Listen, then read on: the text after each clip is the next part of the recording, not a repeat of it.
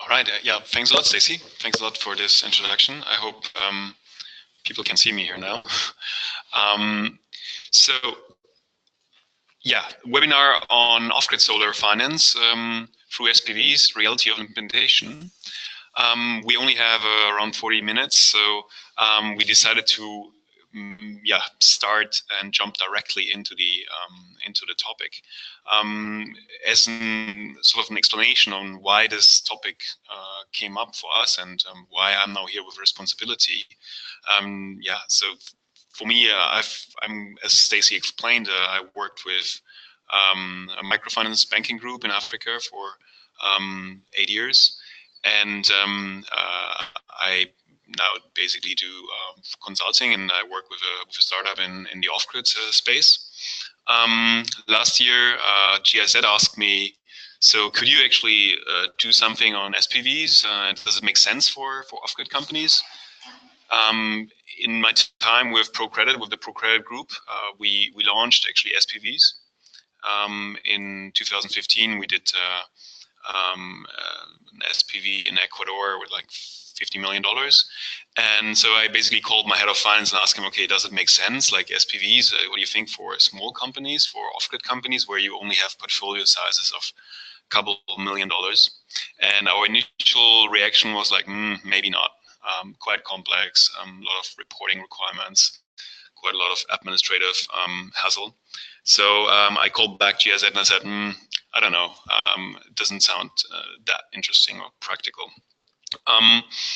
Well, I was convinced otherwise, and basically to see and talk with the companies, go to Kenya and Uganda and meet the different off-grid companies, and we did telephone interviews, and basically I understood after 2 months of work there that this is a very interesting finance solution actually for solar companies, simply because the environment is right for this type of finance structure.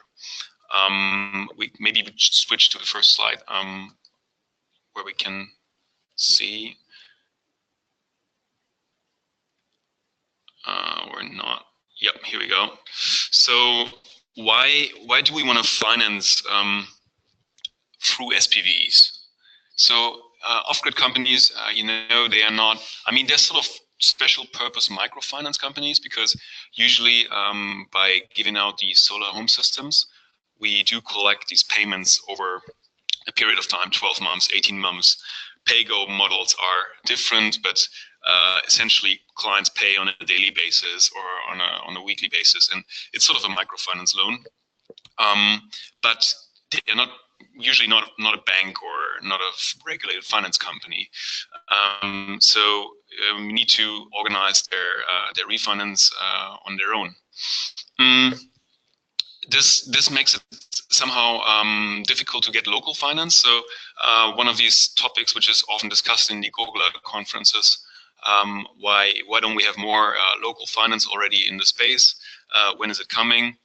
The problem is that local banks are not really ready for financing these type of receivables, because they would want to be with senior collateral, and they're not ready to just lend on the basis of the receivables themselves. So talking with different companies here, one of the first ones was Solar Now last year. I basically said, look, there's two things which we really appreciate actually doing this.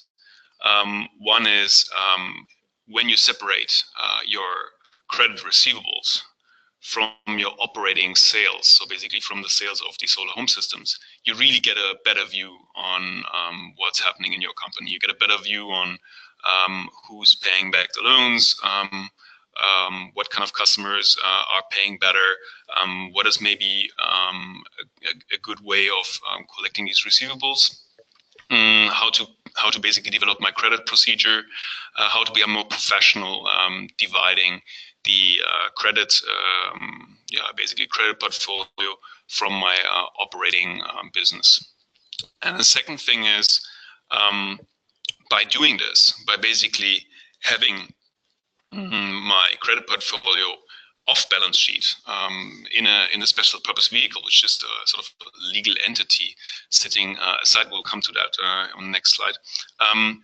By doing that, I do have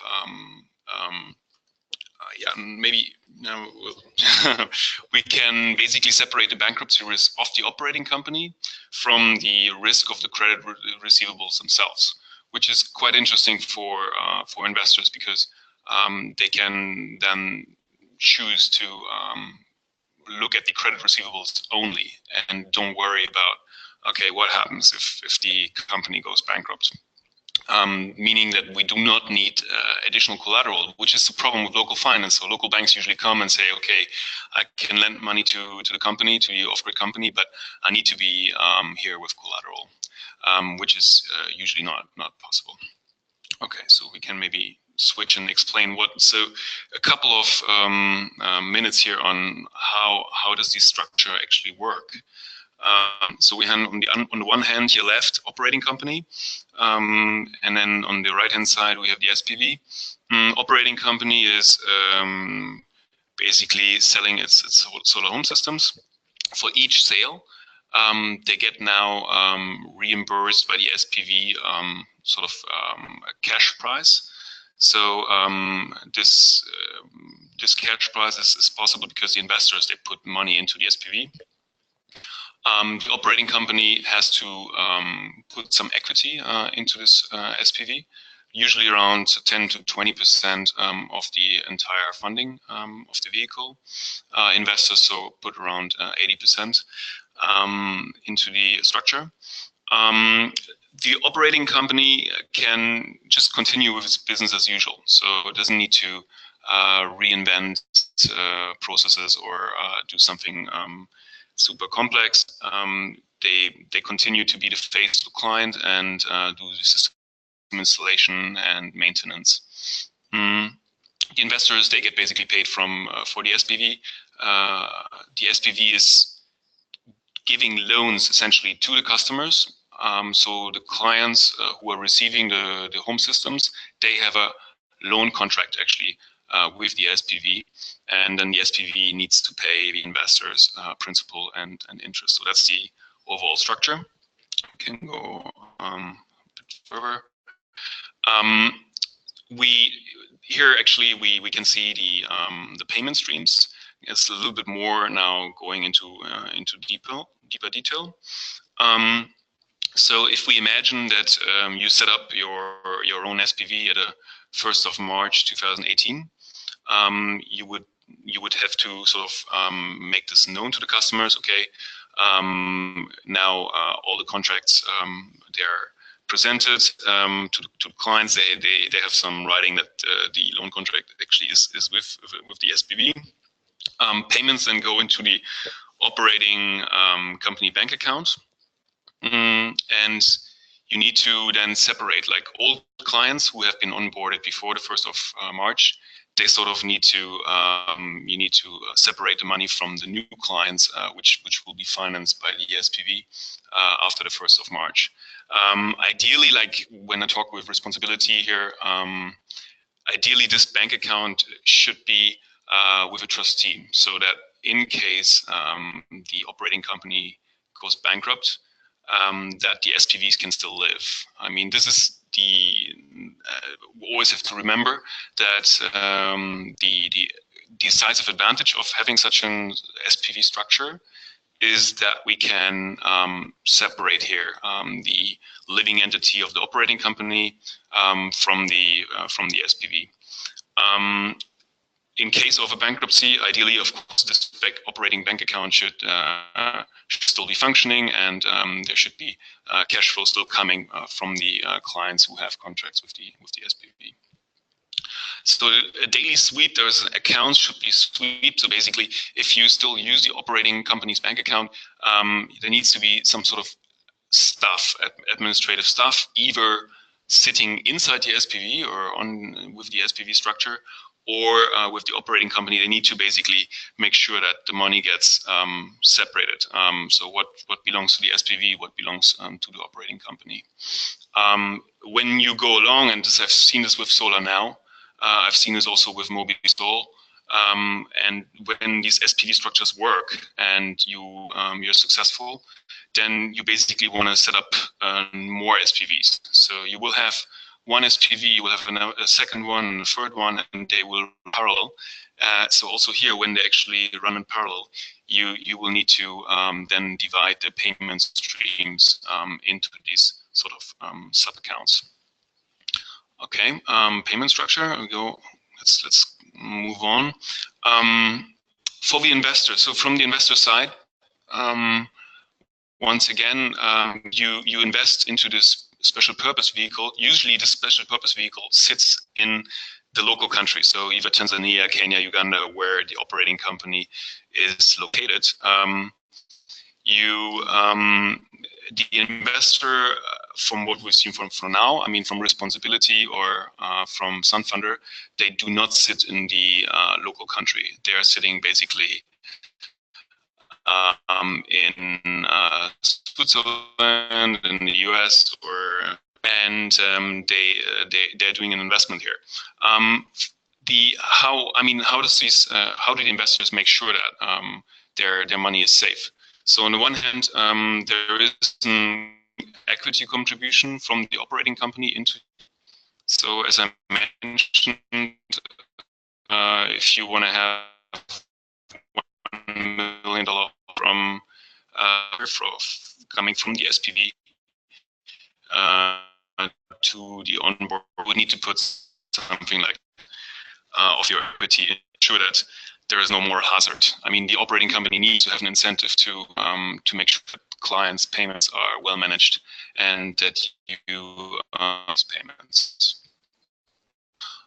So if there are defaults and the defaults are higher than you'd expect, first of all, there's the equity, which would serve as a buffer. Clients do not pay back the SPV as expected. There are financing holds. Then first, you would basically take money from the operating company into the equity contribution. It's the first line of protection.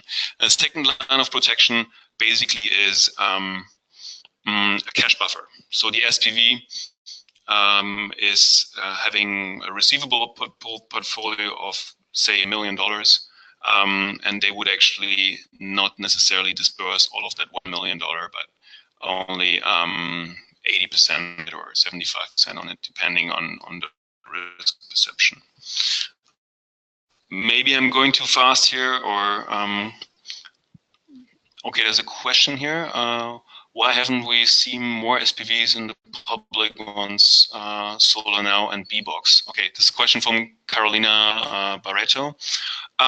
So we have actually seen more. There was with Mobisol and Responsibility, the MOVE structure in October. And Sunfunder now has, I know they have a pipeline for more SPVs. There is also more investors coming in now as syndications are starting to happen. So this topic is young. B-Box was also a bit of a different case here because B-Box is a securitization.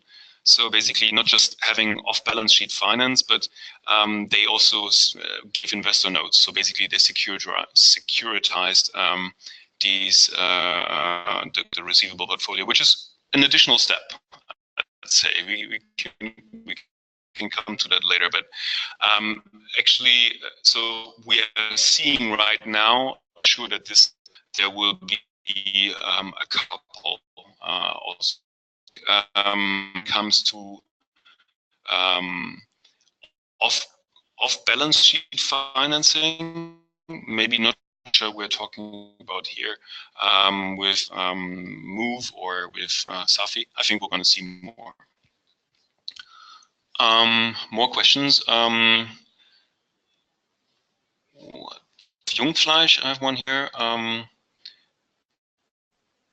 As of now, main examples of SPVs in this realm is managed by the operating companies, mostly young companies managing new markets. What do you expect regarding scaling up, for example, following a rather decentralized approach via smaller descos? So basically, I was motivated jumping into this by seeing whether we can standardize this, because the first structure, of, let's say, with Mobisol responsibility was very customized, pretty heavy, not easy to copy, and expensive. So not necessarily for smaller descos.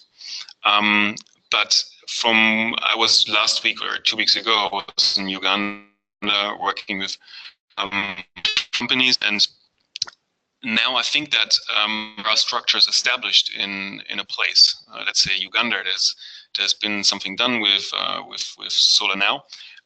You could actually basically copy some of this, and you could come up with some sort of standard guidelines. I think this is sort of new, but as long as we have receivable portfolios of $1 million and more to refinance on an annual basis, I think it makes sense. You need to have a couple of requirements fulfilled, and we come into these requirements now on the in the following slides. But it's not as complex and difficult as it actually seems. Let's look at the toolkit here, maybe. So we call it an SPV toolkit. I was thinking, okay, always here in the development finance scene, let's make a toolkit. Let's make something which can be taken off the shelf and easily to be replicated. So for SPVs, I don't think that is very realistic to just say, okay, that's what you can copy.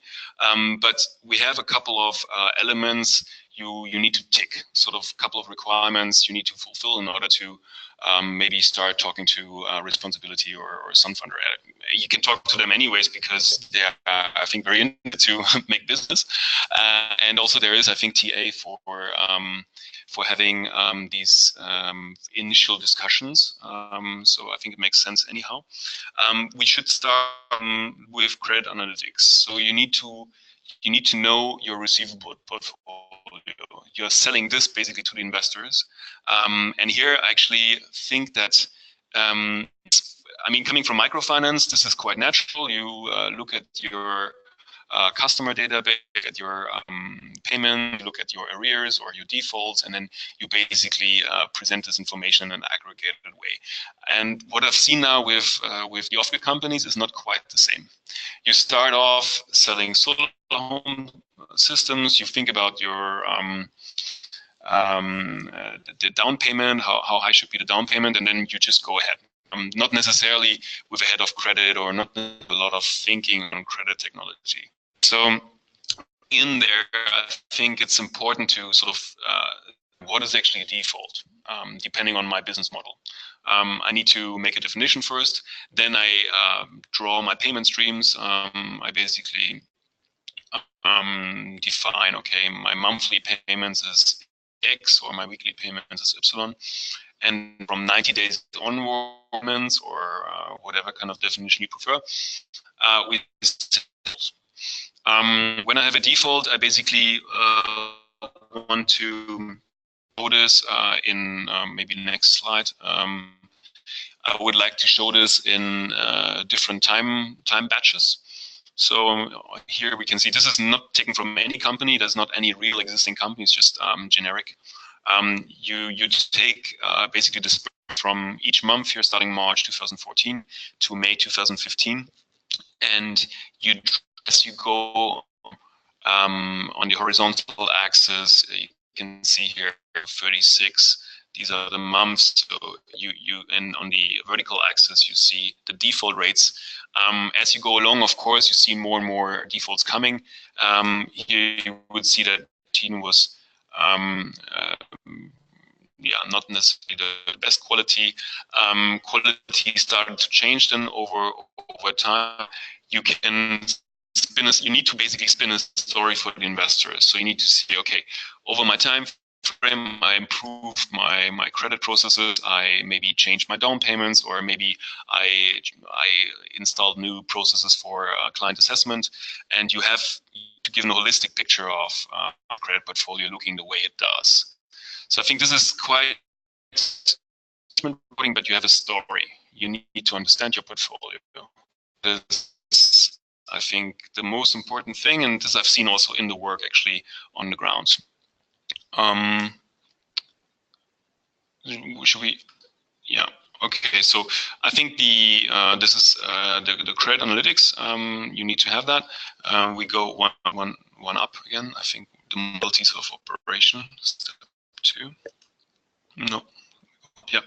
So modalities of operation. You need to think about how SPV coexist with the operating company.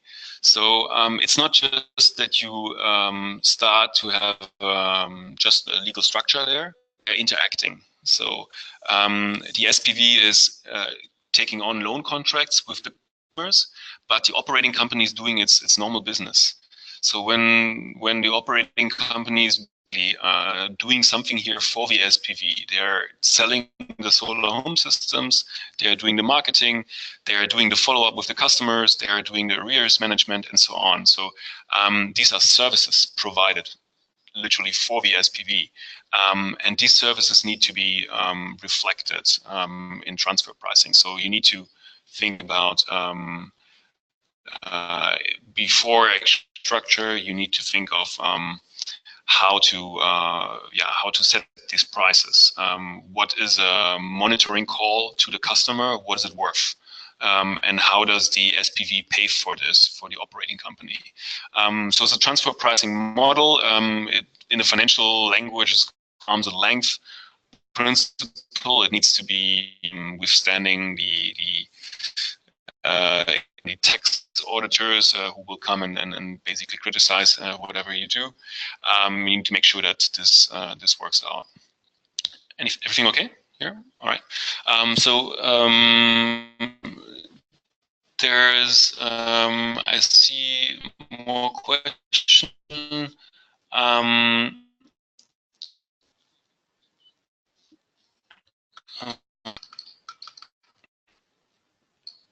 An approach in your channel finance into accelerating on the surface of this seems an attractive area to explore for public-private partnerships. Okay, actually, I can't really say much to that. I'm not government finance. Something for you as if you're running an off-grid company. You can do this basically to be fit with your company, to be to have a good foundation for growth, and also to have good governance practices. By separating here your credit portfolio from your solar home system sales, you are really professionalizing the company, and this is what I got very strongly from Solar Now. When you start to make this division, you have it very, very clear. What do you actually get from the loans? What do you lose from non-payments? You need to report this to the investors at all times, and this gives a certain strict or let's say a certain discipline comes in there. Legal setup. Maybe a couple of words to this. So we discussed the credit analytics. We discussed the modalities of operation. Here we come to legal setup. So you need to choose what type of limited company the SPV should be. Should it be a company? Should it be a tier 3, tier 4, or I mean, depending really on the local contracts, on the local context. You need to decide on the loan contracts. On Uganda, for example, you need to, if you want to give loan contracts, your SPV needs to be a tier 3 company or a tier 4 microfinance company. If you kind of define the contracts more as contracts, you don't need to do that. So there's certain legal questions need to be ironed out, and they're immediately connected to taxation. So paying the investors abroad from your local legal entity will depend a lot on the investment promotion laws. Governments sometimes they offer tax breaks if you have a new company being set up. So maybe we can go to that tax slide here. That is really important. The tax slide, I think, also for Mobisol, they were discussing this quite a lot. It can be a total deal breaker if excessive taxes are coming in. Working in Africa, I've been working there for 6 years, and it's common that you have issues with withholding tax, basically paying your investors abroad or even your suppliers abroad. Sometimes you need to pay 30% on top. Withholding tax, making such a structure maybe potentially unviable. So you need to make sure that you can, you ideally get out of this withholding tax. Yeah. So topic, another one, value-added tax, so VAT. Here we basically talk about the transfer price. When the SPV needs to pay something for the services to the operating company, VAT will apply. Before, actually, when the company was doing all on its own, so monitoring, there was no action, so there was also no VAT. But now, as we're separating this, these questions pop up. So you will have potentially additional costs coming from value-added tax. And this needs to be looked at, whether there's a double taxation agreement in place or not. So here, definitely a good auditing firm or tax advisor, yeah, in your market of operation. Good. So that was for the tax environment. We are now coming to, I think, bankruptcy protection. This is, yeah, arrangement for bankruptcy. So I talked briefly last week with Laura Sundblad from Gogla, and she said, well, from what she heard from other investors is, an SPV is maybe not that interesting because you don't really separate the operating company and the SPV. And as you don't really separate, it's not so sexy. It's not so interesting.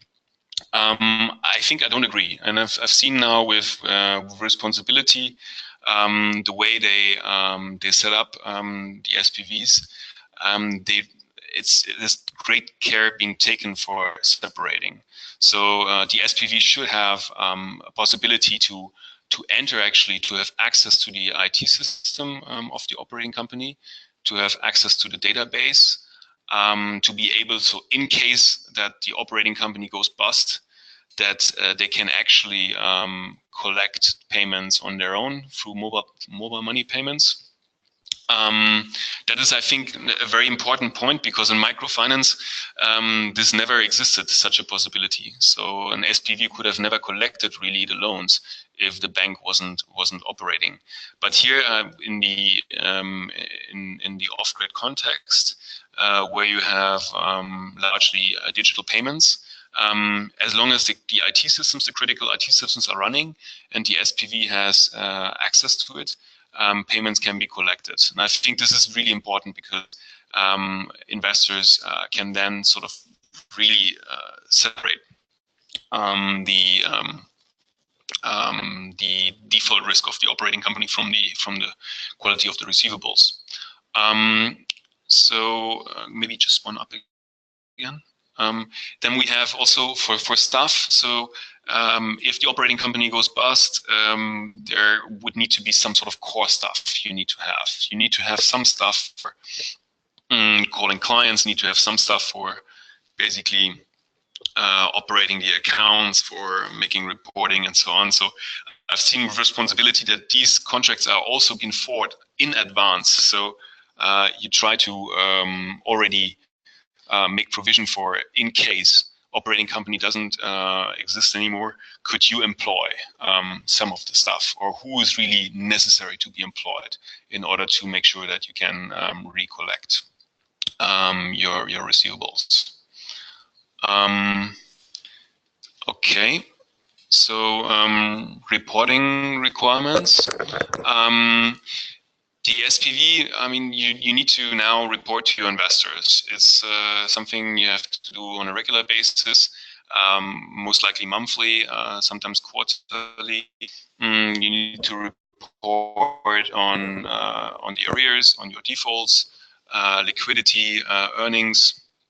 You could do this as, again, like either the SPV has stuff on its own, or like I've seen in the Solar Now case, where the staff of the operating company is basically performing this on behalf of the SPV.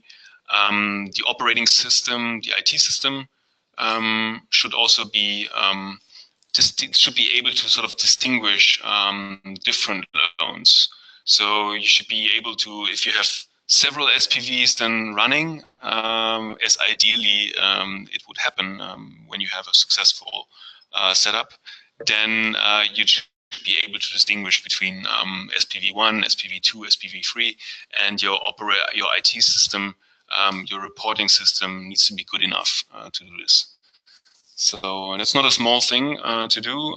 In the end, I think one of the most cumbersome, as I remember also from the time in the microfinance banking environment, where we needed to always tag which customer actually is an SPV customer, which customer is not an SPV customer, putting quite some requirements on your IT system.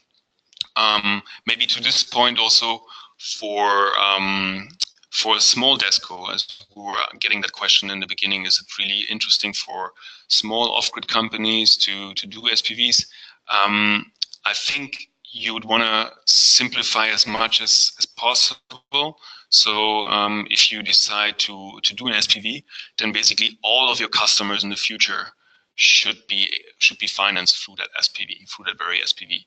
You wouldn't want to have then maybe half of them will be financed through the SPV, another half will be financed through a DFI as a development finance institution, or maybe you do 20% on your.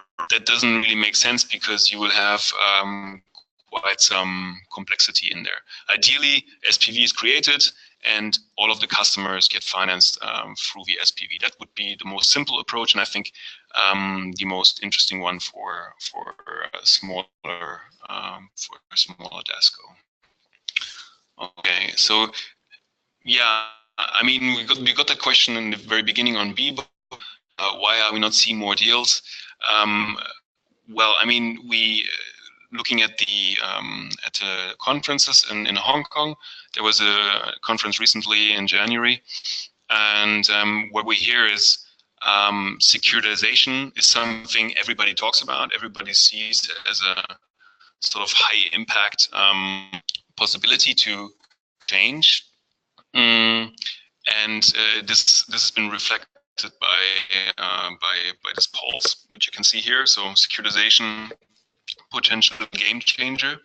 Yes, this could happen, but right now the first sort of gymnastics you need to do is separate your receivables, your receivable portfolio from your core business selling solar home systems. I think this is the first step you have to take. And we've seen the different steps which should be done in order to get there.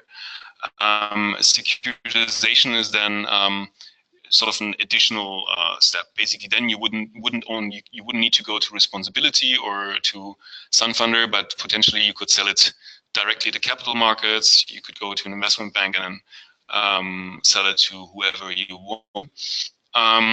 Of course, then you have additional costs, and this is more complex. You will need more external scrutiny, and most likely minimum ticket sizes would be much larger. So as the space is evolving, this might become interesting. I still hear talks of it, but I think for now, at least 2018, I'd see that responsibility and Sunfunder or their SPV non-securitized portfolios longer. And I feel like this is really the first thing you should do. Sit down, get your credit analytics right, get your credit portfolio right, understand why you had defaults, what can you do about it. Basically then see how to set up locally such a SPV, and then basically use it for some time. Refinance yourself. Right now you need to pay premiums still, so it's not very cheap. You will still need to pay 3, 4, 5% more than what a microfinance company usually pays. So we're rather talking about double-digit interest rates still, but they should come down actually as you are demonstrating the quality of your receivable portfolio to the investors. You'll have more arguments than later on also that the interest rates come down. With volumes also, they will come down. When I talked with Willem Nolens from Solar Now, I asked him, so will this be a transitory thing? Like, you need to finance only for now because it's difficult to get local banks. And then at a certain point when local banks have trust and they are willing to finance, then these SPVs will disappear. He said no. So he really thinks that this is going to be a long-term thing because you are independent. So basically you have control over your operations, you have control over your sources of finance. You can decide on you can basically negotiate better. You will not be in a position to respond to local banks and say, hey, give me collateral for these $5 million you're seeking. You can say, I do not need to provide you with collateral because my receivables are of high quality. So these payment streams will come, and there's no, I have that sort of reputation and credibility to refinance. So yeah, in short, this is basically the toolkit I wanted to show. Maybe we go again a little bit more into questions, Ceci?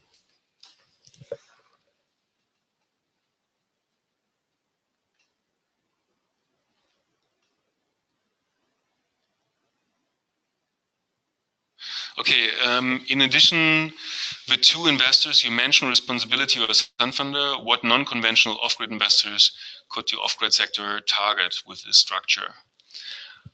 Well, good question. I think you need to, what responsibility and Sun Funder can bring to the table is their networks and their, I mean, responsibility is working here with a fund. Stacey, was it named the Global Climate Partnership Fund? These are funds which are substantial, and they are also linked to some sort of TA, which helps them to basically bring new companies on board. I mean, other investors, I think it's not that straightforward because you need to. I mean, of course, there can be others. I don't know of any. I don't know of any other investors for now. What Sun Funder did was to sort of offer several investors to participate in the latest SAFI structure. So they basically open it to several investors, and then actually there was responsibility investing. There were other investors investing actually in that tranche. So even though I only mention here responsibility in Sun Funder, there is more investors actually now getting involved here indirectly through these syndications. And I think this will also be a way of promoting the topic further. Wouldn't surprise me to see more transactions actually coming through this year. More questions we have here. The customer's relationship management is very important with BOP was the business, I don't know. What is the general reaction when you tell the customer they are now entering into a contract with another entity? So actually, you don't need to tell the customer. I mean,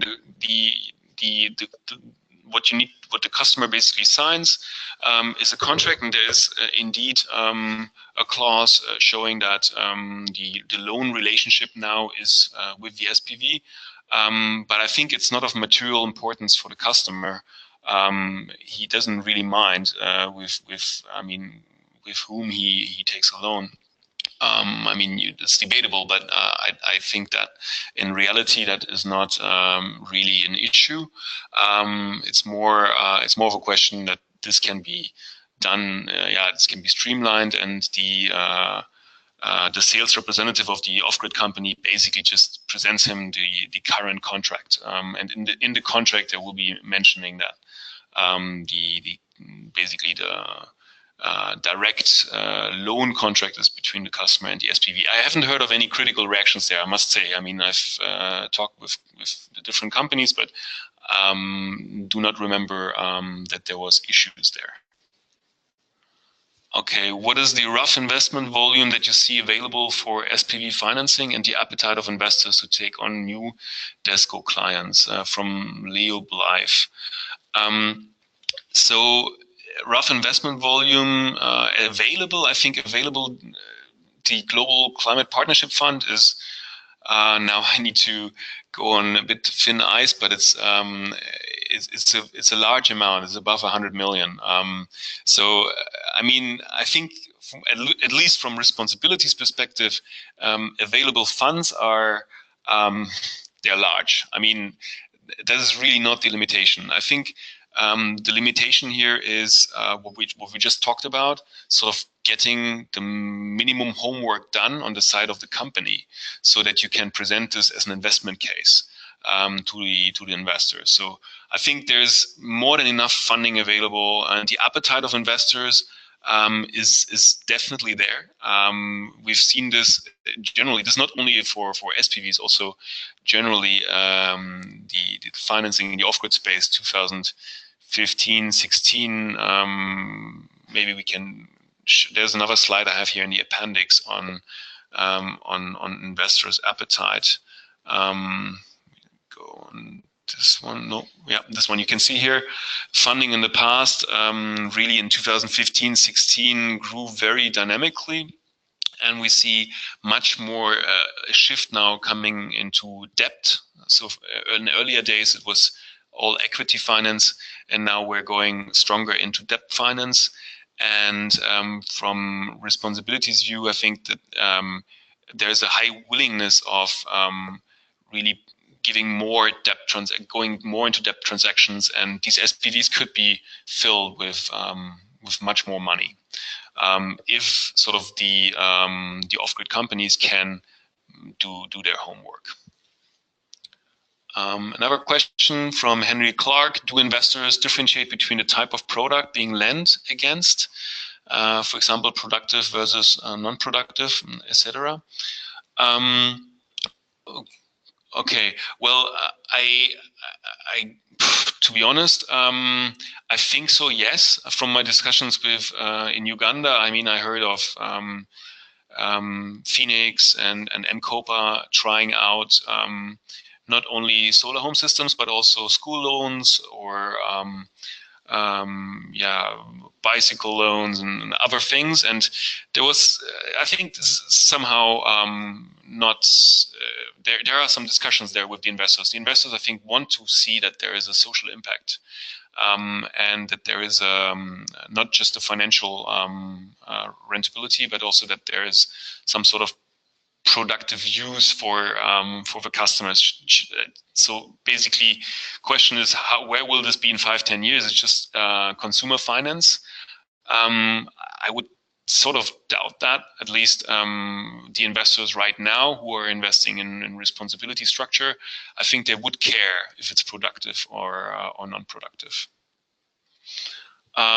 Question from Alessandro Kozolia. How do you think the incentives of the operating company and the investors align in the SPV? Do you think a 20% equity stake is enough? Well, actually, very shortly, absolutely, I think so. When you actually look into the protection of the investor, when I saw the arrangements in Uganda, I thought actually that the investor has a pretty good deal there. He sees from the historical simulation of the receivables, he really can see pretty well how good is this portfolio. He has these two lines of defense. The equity buffer of the operating company is actually set up in a way that it really corresponds to a stress scenario on your credit portfolio. So you perform stress analysis. You don't only take your historical data, but you also assume that there's going to be external stress coming, and then the equity buffer will be placed accordingly. So I think, to be very honest, this is early days for these SPV structures, but for now, the investor looks to be relatively secure, and the structures are set up relatively conservatively. And I think the operating company has a very high incentive to make sure that this flies, because there's a lot of not only the equity investment itself, but there's a lot of other investments. You need to take a lot of time, you need to take a lot of effort to bring this up and running. And once you have this up and running, once you have created your first SPV, doing the second, the third, and the fourth is really easy. You do not have much additional costs coming, because you clarified all of the legal requirements, you clarified all of the tax issues. So basically, then continuing is relatively easy. So there you have a very high incentive to make this repetitive and not just to have it once. Okay, we now a question from Purav Shah. Given investors want some cash to be held back in the SPV, which is usually quite substantial, how feasible is it to strike a balance, given that the purpose of creating the SPV is to take cash out of the SPV and reinvest? Yeah, I mean, it's true that that is, and that's why I was saying the investors seem to have a pretty good case here, and the company needs to negotiate well. So this is sort of a little bit of a demand and supply negotiation. If the SPV really retains too much cash, then the purpose of actually setting up this SPV is defeated. I mean, you want it to finance your receivables. So if it only has a cash buffer and doesn't really finance your receivable, then it's relatively boring. So it's important that you can present your credit portfolio, receivable portfolio in a way that the SPV won't retain much cash. Because if it does, then the whole thing doesn't make sense. Okay, another question from Zuzana Slaninkova. Which investors or investor types have been active in securitization of off-grid solar other than Sunfunder? Okay. Again, this is actually, we didn't really talk about securitization. I know that maybe this gets blurred. We're talking about setting up a special purpose vehicle. We're not securitizing the receivable portfolio. The receivable portfolio is just there as a collateral, basically, for the investors. So the investors, they can rely on repayment because the clients will pay back into this SPV. It has no securitization. It's just contractual arrangement. If you would securitize, then you could have investor notes and you can sell it in the capital markets. This is, as I mentioned, that's another step, which doesn't seem to be a huge step if you already reached here. But however, I mean, it's probably will incur some more legal costs. All right, question, Eric Didier Moza. Do you have examples of an SPV investing in operational companies located in other African countries, cross-border investments? Is there a good location for the SPV? I don't. I mean, the examples I know are from Kenya and from Uganda. There might have been one in Tanzania as well. Cross-border, I don't think so, not yet. What I think could be very interesting is once you have this running, that you try to find investors locally. So instead of having responsibility or some funder providing money from outside, that maybe local investors or even possibly local banks at some point would say, "Oh, this is interesting. I'm ready to basically lend money here without just on the basis of the credit of the receivable portfolio." So the next, I think it would be very interesting to look in the local markets. Can you find local investors? I haven't seen this. I think this is not yet happening, or at least I haven't heard of it. But obviously that would be really a very good step to take, because then you don't have the FX risk.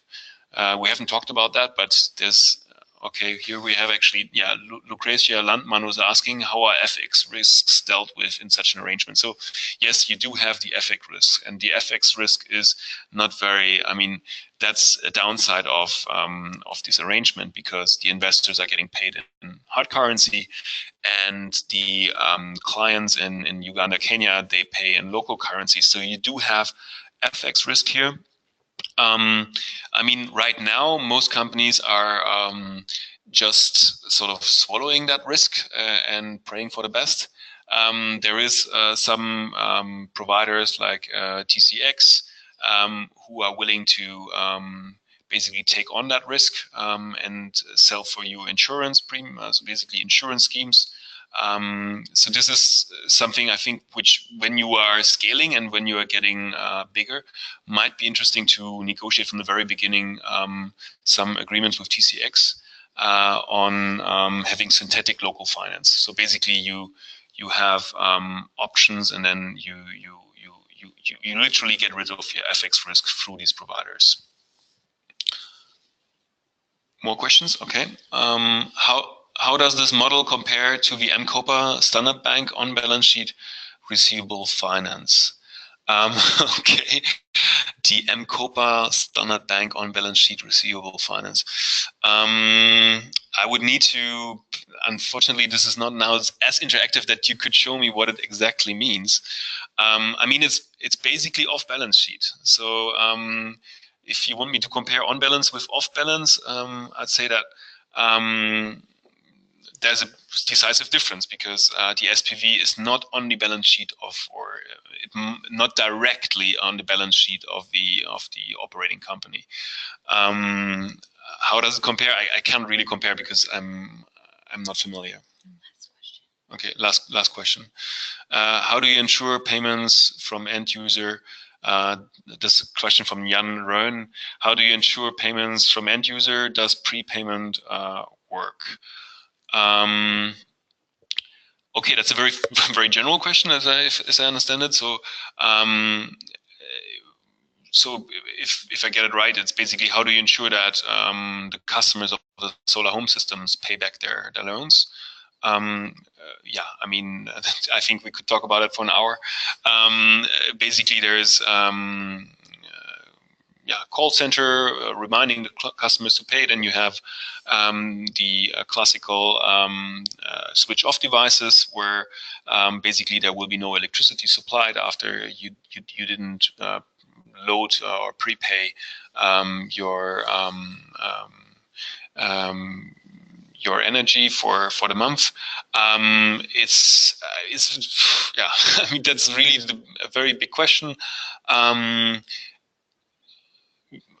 Yeah, I think every company will need to answer this on its own. Generally, it's known that there is problems with when you have prepayments and you are relying on a pure pay-go approach without recoveries, then we do see quite some default rates in this space. So it's not uncommon to have 20%, even 30% default, which is in a microfinance sphere would be impossible, disastrous. in off-grid, it's not that uncommon. So it's very important. I think this is what I was mentioning in the very beginning. When you actually make the separation here of your risk, of your credit receivables and your operating company, you really have a good basis and fundament of managing them in a more diligent, more disciplined way. Yeah. Okay, so I get the sign here from my boss that we're wrapping up. Thanks a lot for joining this webinar. I hope that I heard there was some issues with the sound. I hope that didn't really defeat the purpose here. And I encourage you to follow with responsibility on the upcoming webinars. It's going to be a series of webinars in the next couple of months. And yeah, I hope there's going to be something interesting in there for you. Thanks a lot. And if you're still on the line, just to note that this webinar is recorded, and everyone who attended will receive the recording via email, probably after the webinar finishes or tomorrow. Again, thanks for coming, and have a lovely afternoon or morning or evening, whatever time it is for you. Ciao.